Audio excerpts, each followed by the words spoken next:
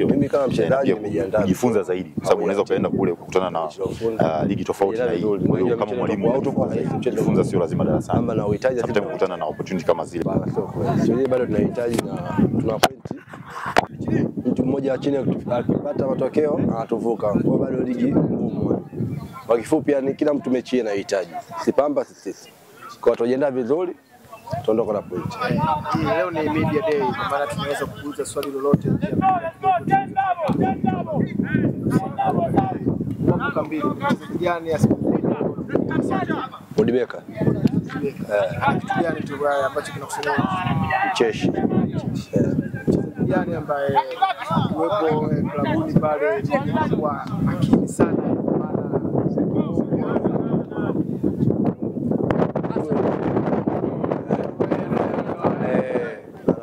kote.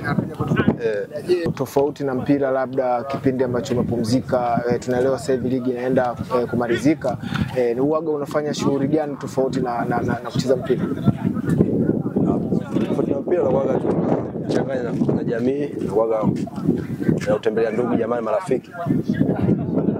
Vipi? Tukiwa katika taifa unaona namna yote unaweza kupata nafasi ya kucheza kama endapo utaitwa unaiona nafasi yako? Mimi bado mchezaji. Mimi Tanzania. Bado nafasi ipo unaiona ya kutosha kabisa, ya kutosha. Mungu akijalia kitokea baada ya kuchaguliwa tena kuonyesha kile chokuwa nacho.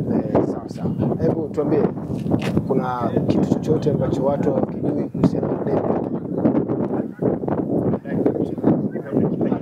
Tofauti la mnadalia mpira.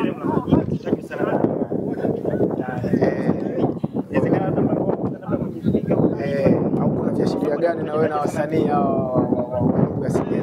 Amna washikaji tu. Washikaji zangu wanashora hapo. Kwa wewe ni kitu tofauti na mpira, amna kitu kingine chochote ambacho unapenda? Amna tofauti na mpira, labda ndio hivyo muziki ile. Kwa maana nyingi na wanashikaji kama hivyo najulikana nao. Kisha mengine anaendelea. Umekaa Simba kwa muda mrefu sana. Wewe una ndoto za muda mrefu?